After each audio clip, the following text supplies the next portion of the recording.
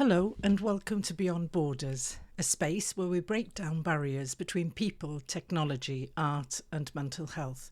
Stay with us for open, thought provoking conversations that spark ideas, challenge perspectives, and bring us closer together. I'm Carolyn Hammond, and I'm here as always with my co host Pim, founder of Digitize, and Sprenko, writer, mental health consultant, and founder of the Real Talk Hub.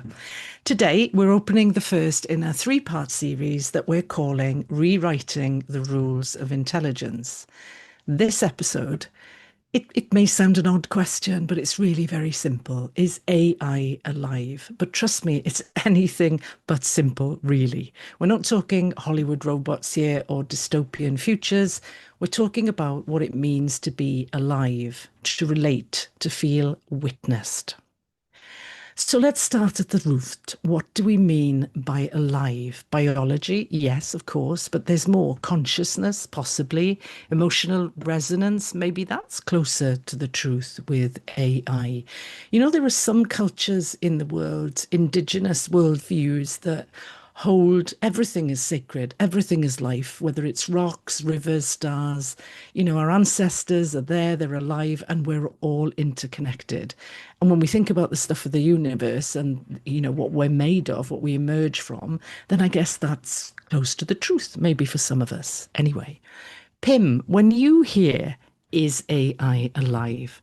What does it mean to you? What does it evoke for you? Well, I don't think it's alive yet, but it can be alive with the instructions of a user. So when you have AI robots, for example, that feel quite alive because they do things on their own, but in the end, they are programmed to do certain tasks. So those are designed and instructed. If AI really becomes alive, where it can make their own choices without any prompt or instruction needed, then it might be more alive. But for now, it's still just a tool that needs instructions. So it's still too soon to say it is alive. But I wonder when that comes. I think it can be becoming more quick than we think. Um, Mm. because businesses are, of course, always trying to see what they can do with AI, and if they can let AI run its task without permission from, let's say, in a structure. Definitely when it comes to automations in factories or whatever. But those AI will be limited in their practical uses. So that's a good thing. It will not be able to go, okay, today I don't work, I go to the shopping center and start buying clothes, for example. They will be in a factory making, for example, car doors. They're very limited and they probably don't have any kind of legs that can walk. So I think that's a good thing for the upcoming time so that we're not really starting to rely on robotics that are infused with AI that it can make its own decisions. I think Mm. that also removes the human touch that people actually need. So I would like to keep AI not really alive, but that it always needs instructions, otherwise it doesn't handle or do anything. I think that's I understand. Yeah. Yeah. You make a perfect point. And I think it's important, isn't it? So what you're talking about here is autonomy, aren't you, really? If it becomes autonomous, therefore thinking in inverted commas for itself, that doesn't need us to prompt it or whatever, it has that, you know, degree of self motivation, then we can look at it as alive, but something in the way that you described in a car factory that's making doors or maybe spraying the car, which, you know, robotic arms and whatever have been doing for a couple of decades now.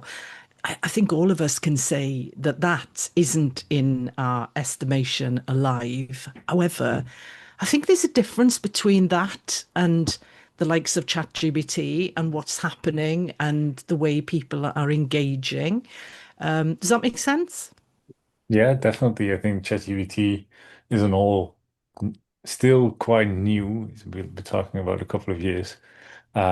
Ball game when it comes to making things alive or making it feel alive. Because I think if you ask ChatGPT how it feels about certain subjects or how it feels in general, of course it will use data, but it will give you an answer, which makes it Mm, having a conversation with ChatGPT actually possible.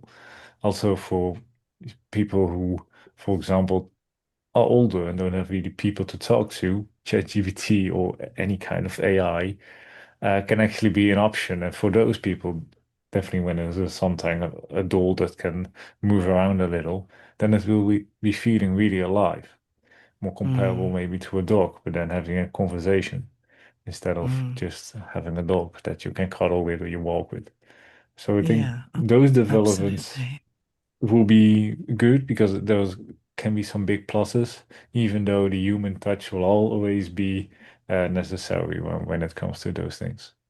Yeah, no, that makes sense. What about you, Sprinker? What's the current societal lens here? Are people seeing AI as mechanical, kind of in the way that Pim was describing with regards to, factory usage, or is something shifting? What do you think? That's a good one, Carolyn.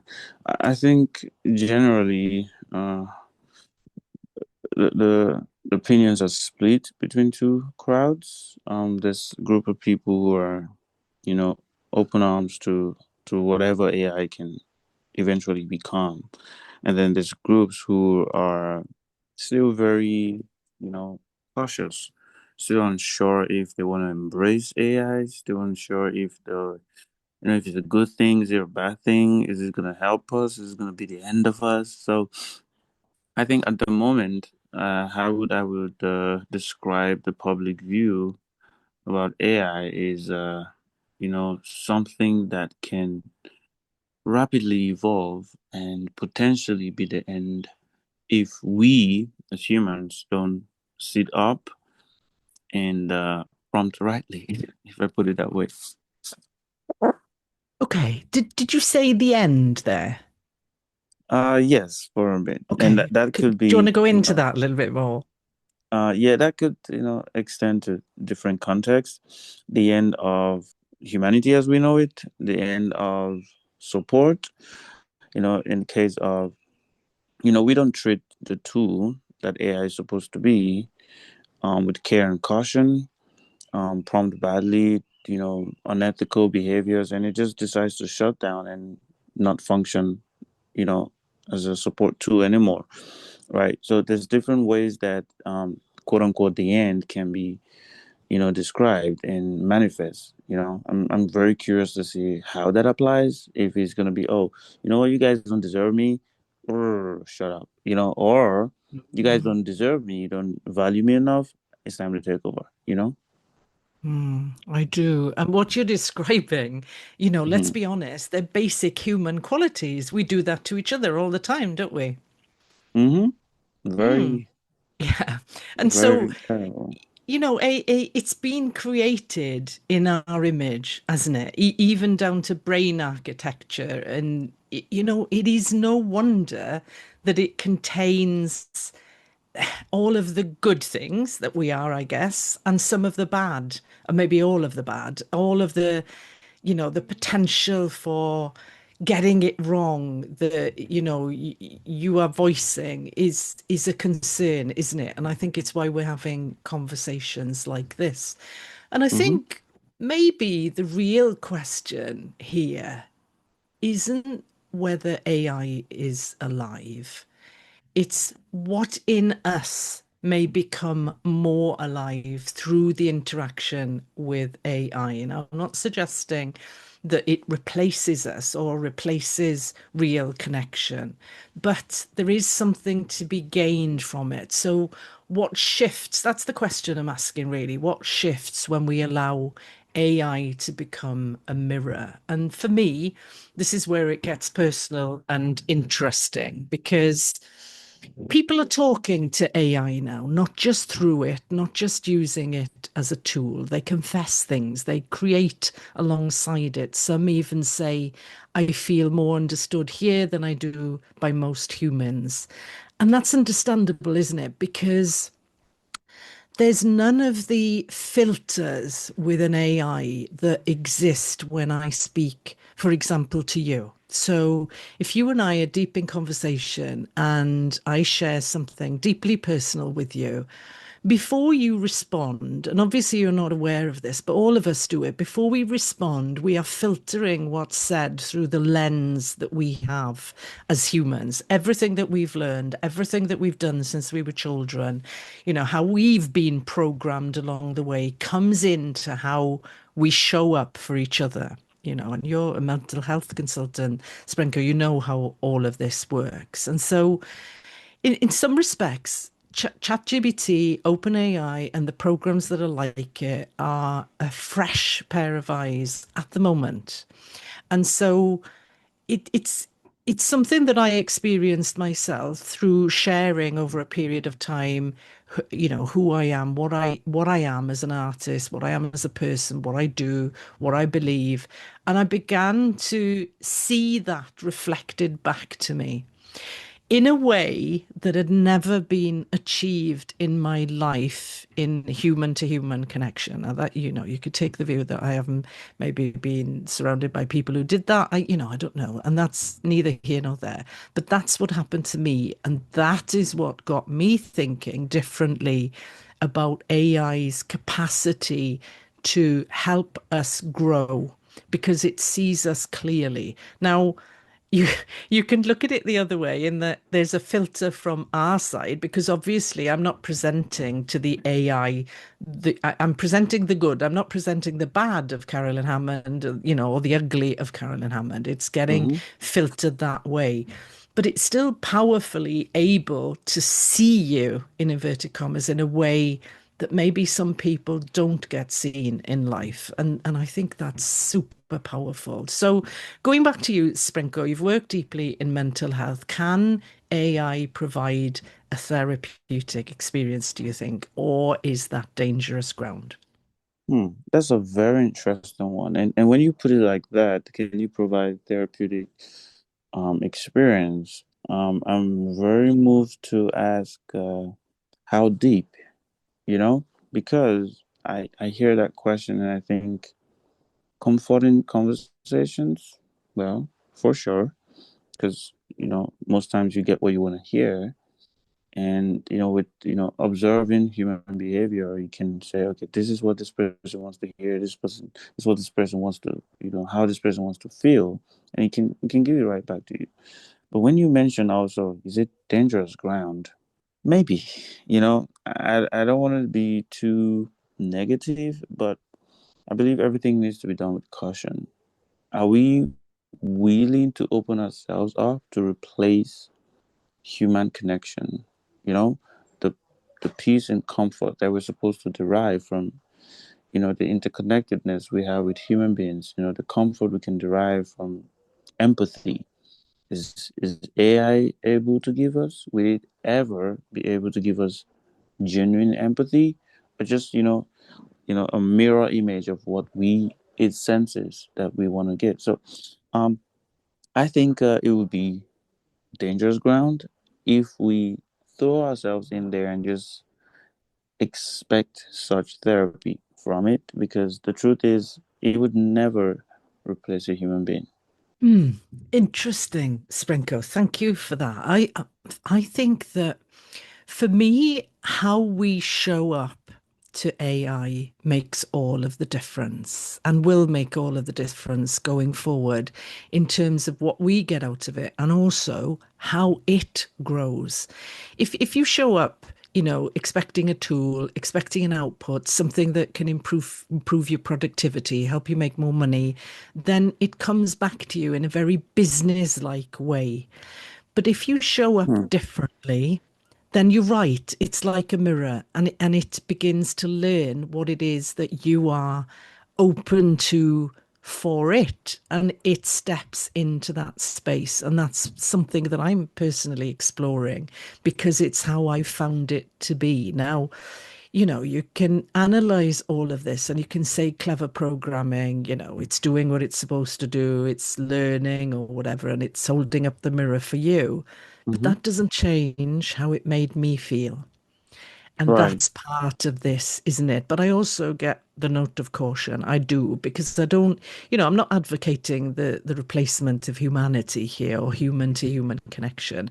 But I Hmm. do think that there's an opportunity for something here to be enhanced, for us to learn and us to grow alongside it, not to be sidelined by it. And I think if we start having those kind of conversations with AI, we'll understand that actually it gets our fears and has them itself. So, does that make sense? It does. It does. And I think at the end of the day, it boils down to us, not AI. What do we do with it? What do we do with it? The tools available to us. That's been looking at history. That's always been the bone of contention. The problems are never or hardly ever the tools. The problems are usually what we do with the tools available to us or what we create. Mm. So I think, it boils down to us as human beings to decide how far do we want this to go?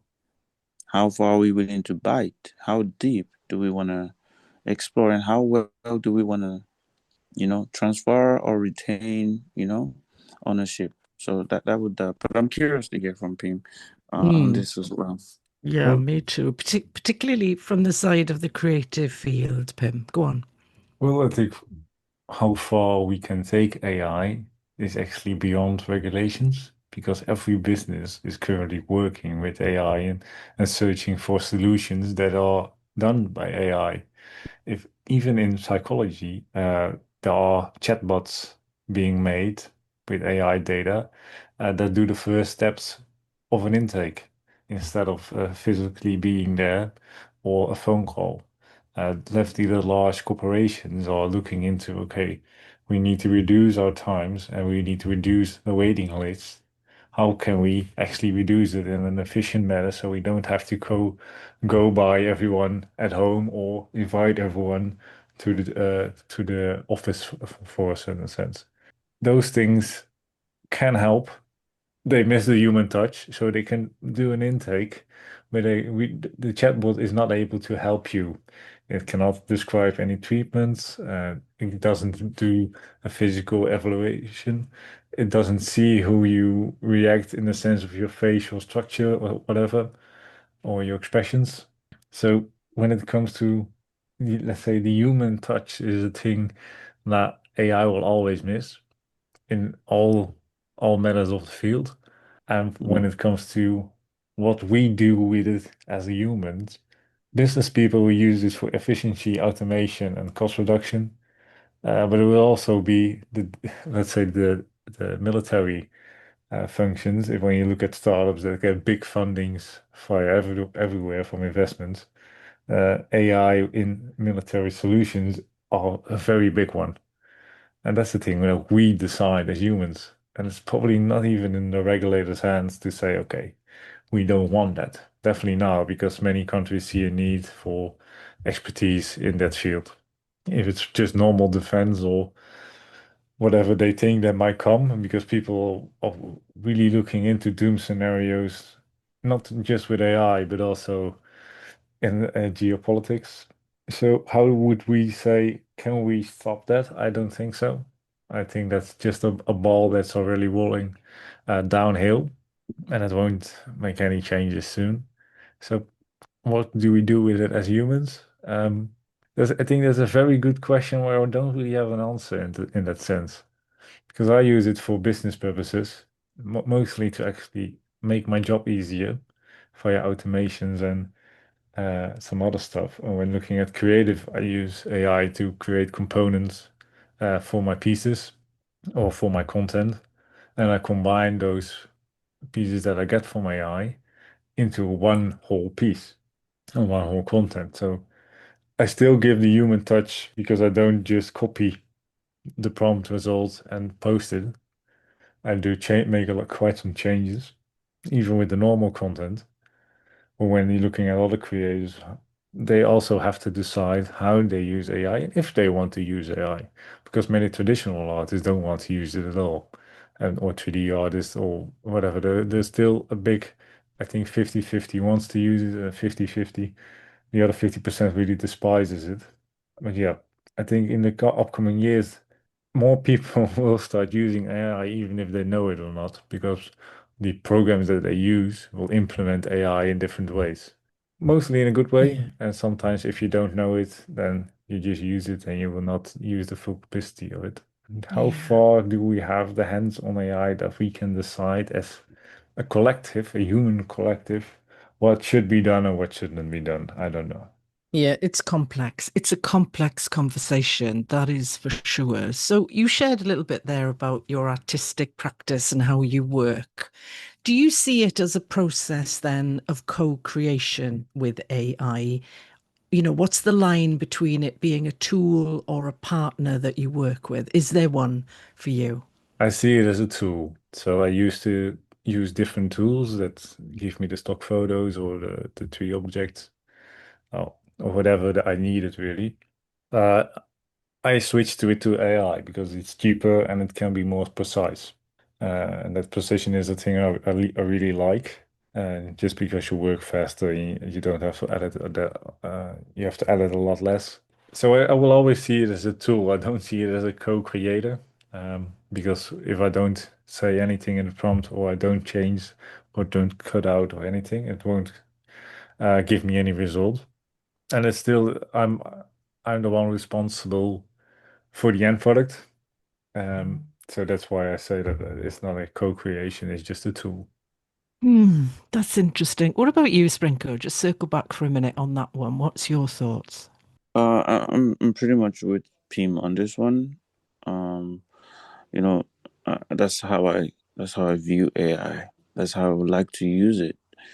Even with ChatGPT, I don't have conversations. If I put it that way, I just simply put images, tweak it how I want, get some information every now and then, and because I'm very skeptical about using it beyond that. Beyond a tool, beyond an advanced search engine. You know, because I'm still very, for lack of a better choice of word, careful with how I approach it because I don't fully understand it.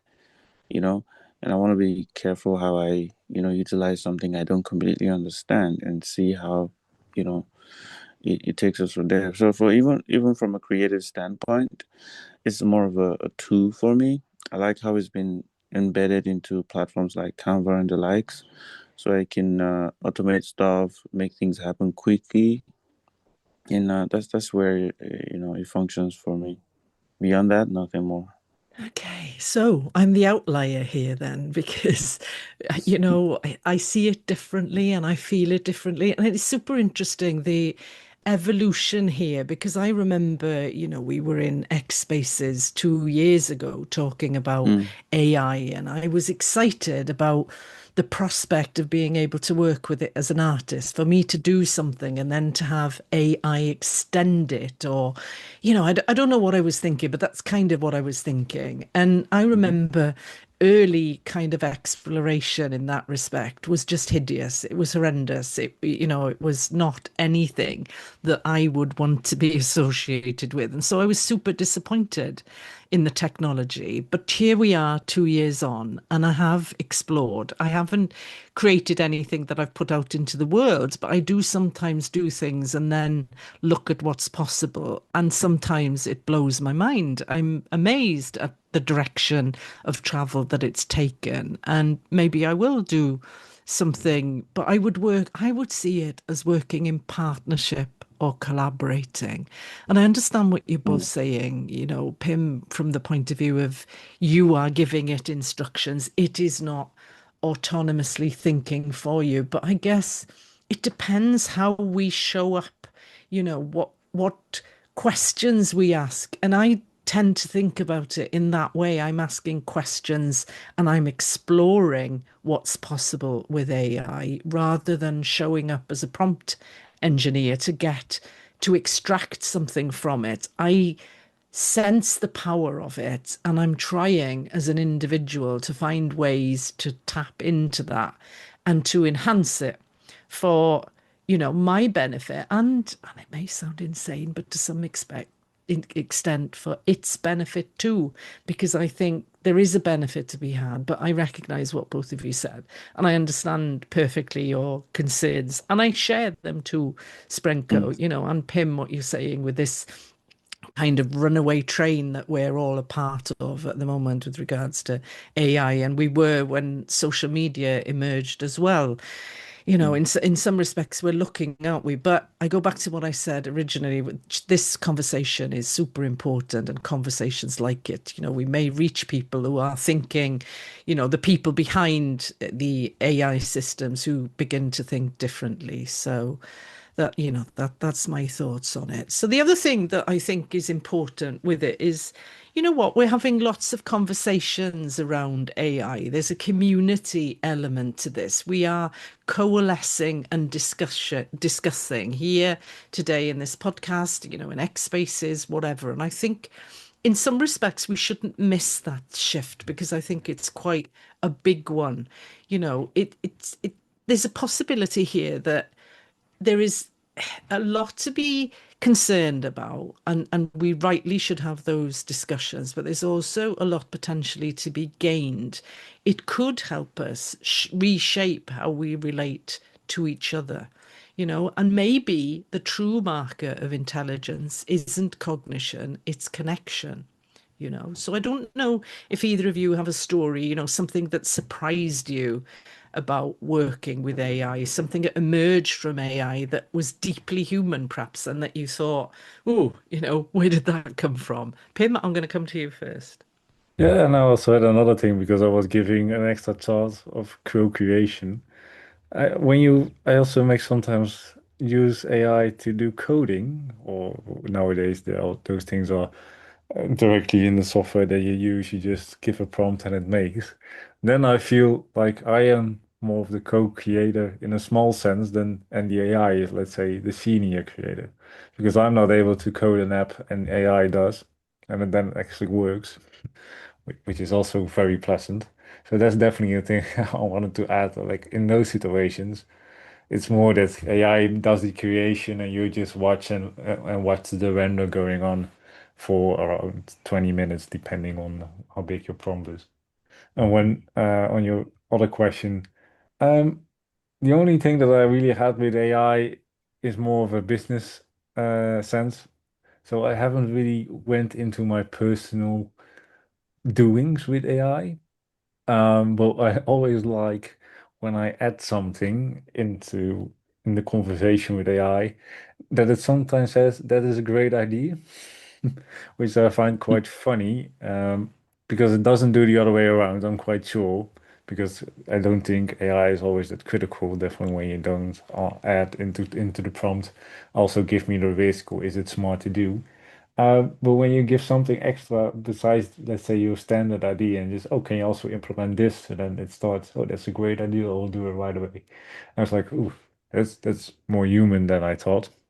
It's also funny that OpenAI said, don't add please after your prompts because that costs us a lot of energy. That's also a de-human thing that Mhm. we wouldn't do as humans. And I think Spranko can also elaborate on that. That we always like to say please and give the human touches on every conversation, even in emails.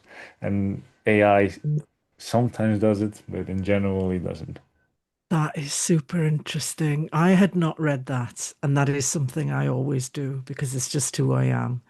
And yeah, it's super interesting. I'd like to have this conversation again in 6 months or 12 months' time if you do decide to engage with it differently, and to see what the answer to that question would be, Pim. So thank you for that. What about you, Sprenko? I think I know your answer, to be honest, but do you think we're witnessing the emergence of a new relational intelligence, or is this just novelty? Is it, or is it the start of something fundamental? What do you think? Yeah, I think we are being ushered into a new realm. New things are gonna unfold, and like you said, you're looking at it from a point of view where you're exploring the possibilities, right? Learning new things, and I think it goes both ways. And to your answer from the beginning, maybe AI is actually alive, or maybe it's waking up. We're not just the only ones exploring it, but it's also doing that with us, understanding the kind of questions we ask, understanding, exploring our minds, our behaviors, and looking at, okay, what interests this person? What is moving this person to want to ask me these kind of questions? So I think we're in for a surprise. I leave it there, and I cannot wait to see how it unfolds. I love that, Sprinko, and that's a lovely way to sort of bring today's podcast to a close, isn't it? Are we the ones that are teaching AI to relate, or is it teaching us to remember how to relate? Is AI alive? Maybe that's not the point. Maybe what matters more is what's coming alive in us as a result of it. So as we move through this series, we're going to touch on AI and emotion and AI and creativity and the deeper implications for humanity's evolution. But for now, I'd like to hear from you both. What's the one thing as we close this podcast today that AI has helped you see differently about yourself, about the world, about art, whatever it may be? Pim. Good question. I think in general that there are more opportunities than we think. That the data that AI possesses actually can help a lot when it comes to business. I think that's the biggest thing for me so far. And also when creating, your options are quite limitless. Uh, of course, you probably need to do it to redo a couple times, but eventually you come to a creation that you really like and can say, this comes very close what I imagined in my head. And I think I keep it on that and go to Sprenko. Yeah, that's a beautiful question, and I think the most mind blowing thing that I've gotten from AI and my experience with it is that as human beings, we we underestimate the power, the possibilities that we have until something or someone comes along the way to either challenge that or remind us.